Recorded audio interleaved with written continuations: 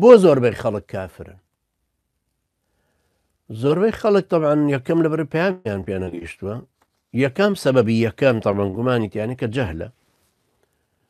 خەڵک نەزانن ئەگەر خەڵکێک وەکو من و تۆ ئیسلامەتیەکەیان لە بەرچاو وایە و بیانزانایە حتمما لە ئێمە دیندارتر دەرەچون باشتریش دەرەچون.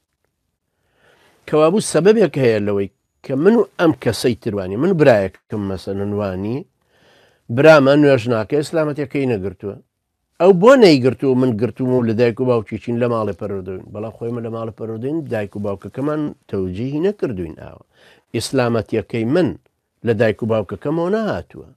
دایک و باوک توانن نوێش بکەن، زەمانێ بوو لە ماڵی ئێمە حەوت برا و چوار خوشک بووین بەس من نوێژم ناکرد، ئەوان هەموو ئایان کرد. ئێستا برام هەیە نوێژ ناکە و ڕۆژش ناگرێ، ئەو زەمانە ئەو ڕۆژ نوێژوی هەبوو من نەمبوو. ئێستا ئیسلامەتیەکە دوای خۆم مردۆر دەکە فێر بووم و ئیخوان و خواجدان بداتەوە و فلان مامەستا و فلان مەکتەب و جامعە و خوێندن و کتێب و تەواو معلوماتەکان وردەورە زیاد دەکات کەەوە بوو زانین نەزانینەکەی پاڵ پێوەنا لێرە. هەتا زانینمان زیاتر ببێ زانستی شەرعیمان زیاتر ببێت دیندارترە بین. کەوا بوو یەکەم ئەو کەسانەی کە زۆری نەکافرن لە بەرەوەی ئیسلامیان پێ نەگەیشتووە واتە جاهل ماونەتەوە.